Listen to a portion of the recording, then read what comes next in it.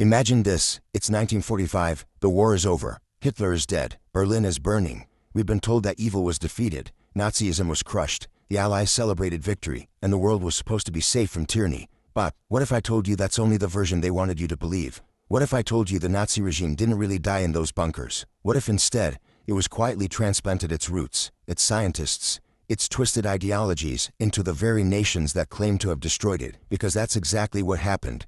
And it's a dark truth almost no one talks about.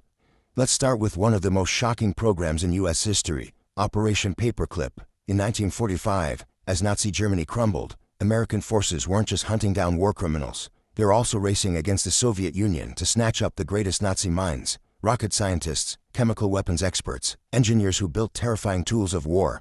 The US didn't care that these men had sworn loyalty to Hitler. They didn't care that some had overseen concentration camps or tested poison gas on prisoners. All that mattered was this: they had knowledge that could give America ultimate power in a new world order. So the US government erased thousands of Nazi records, gave these men new identities, and brought them to American soil, all while telling the public they were hunting Nazis to bring them to justice. Wernher von Braun, the architect of the V-2 rocket that rained terror on London, became the father of NASA. The same man who had used slave labor from concentration camps to build his rockets, now hailed as an American hero. Ask yourself, does that sound like justice? Or does it sound like a quiet conspiracy to preserve Nazi genius under a new flag? It gets darker. These Nazi scientists didn't just build rockets, they laid the foundations for America's entire Cold War strategy. Suddenly, within 2 decades, the United States had the capability to go to the moon. Was it purely American ingenuity, or was it a shortcut paid for by overlooking mass murder? The technology that helped win the space race was born in Nazi Germany, incubated in torture chambers, and baptized in the blood of forced laborers. Yet by the 1960s, the world cheered as American astronauts planted their flag on the lunar surface, never knowing it was Nazi engineering that got them there. Meanwhile, the Soviet Union was doing the same thing.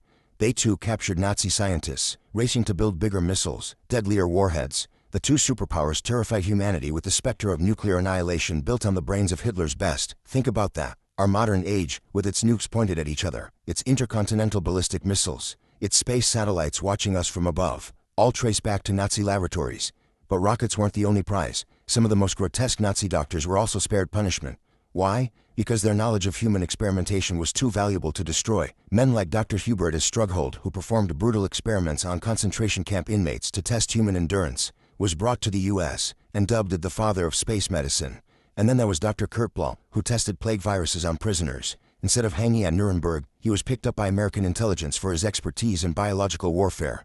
It sounds monstrous because it is. Worse still, there were conspired CIA projects like MKUltra. This was the CIA's secret mind control program, where they dosed unsuspecting Americans with LSD, electroshocked them, and tried to break their psyches to create perfect sleeper agents. In other words, the US took Nazi blueprints for torturing minds and ran even darker experiments on its own people. Now here's the question that should show you: did Nazism truly die, or did it just mutate, slipping into the very systems that claimed to destroy it? Think about the global surveillance state we live under today. Mass data collection, constant monitoring of communications, the erosion of privacy. Who pioneered these ideas? The Gestapo perfected population control through meticulous record-keeping, tracking descent, and building vast networks of informants. Today, it's just done with satellites, social media algorithms, and AI. The tools evolved, but the goals remain hauntingly familiar.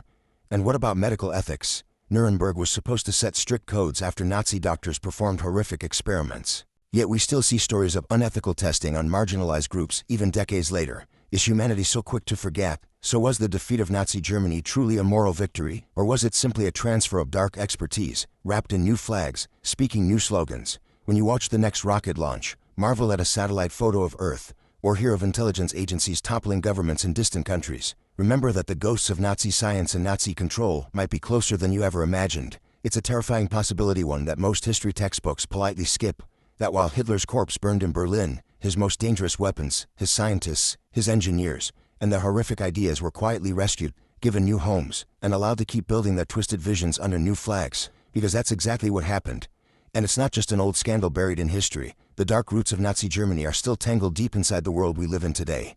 Let's start with the United States. In 1945, as Europe lay in ruins, America did something unthinkable. They launched Operation Paperclip. Thousands of Nazi scientists and engineers were secretly brought to American soil, the very men who designed the V-2 rockets that bombed London. The same men who experimented on prisoners in concentration camps. dissecting them alive to test new surgical procedures, freezing them, infecting them. Were they punished at Nuremberg? No, they were protected, given new identities, and welcomed into American laboratories. Wernher von Braun, who had overseen rocket factories run by slave labor, became the father of NASA. His designs didn't just help America reach the moon, they formed the backbone of America's missile arsenal. Think about that. The very same genius that Hitler dreamed would conquer the world was used to build the might of the new American empire. So let me ask you, who actually won? We're told World War II ended with the triumph of democracy, but did it? Or did the victors simply inherit Nazi technology and the dark willingness to use it? Because the legacy didn't stop with rockets. The CIA was also eager to tap into Nazi expertise.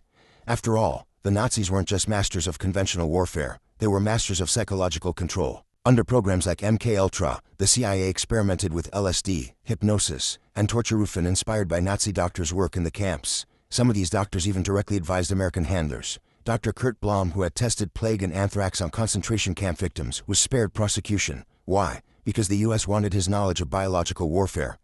So tell me, is that justice? Or is it the dark torch of Nazi cruelty being passed on to a new superpower? And America wasn't alone. Thousands of other Nazis escaped to South America on secret rattlins, aided by sympathetic priests and intelligence networks. Argentina, Chile, Brazil became havens for men who should have faced the hangman's noose. Joseph Mengele, the angel of death of Auschwitz, performed medical horrors on twins. He lived decades more, unpunished, practicing medicine in Brazil. These Nazis didn't just hide, they offered their skills to new regimes, helping dictators build secret police forces, teaching them surveillance, interrogation, and propaganda perfected under Hitler. Others fled to the Middle East. Former SS officers trained Egyptian and Syrian security forces, creating brutal networks that still echo today. Is it any wonder we still see authoritarian crackdowns around the world, using techniques first perfected by Nazi Germany? Look around you. Surveillance cameras track us on every street. Our phones record our voices, our locations, our habits. Governments build databases of our DNA. Does it sound new? Or is it simply the Gestapo's dream achieved with 21st century technology? The Nazis meticulously cataloged enemies of the state. Today, it's done by algorithms and data brokers. Our modern intelligence agencies and SA, CIA, FSB, much of their methods to techniques the Nazis pioneered. That should terrify you. We like to tell ourselves that after the war, the world learned its lesson, that the Nuremberg trials established once and for all that these horrors must never be repeated, but did they? Because for every Nazi who swung from the gallows, dozens more found new paymasters. They didn't change their beliefs, only their employers. So let me ask you again, who really won World War II? Was it freedom, democracy, and human rights? Or did the monstrous machinery of control simply shift from brown uniforms to tailored suits? Are we truly living in a better world, or are we just living under the long shadow of the Reich? Disguised by flags and slogans, we're too distracted to question. Drop your thoughts in the comments, and if you want to keep digging through the darkest corners of histories, subscribe, because on this channel, we don't just learn history, we decode the dynasty of power that still rules over us.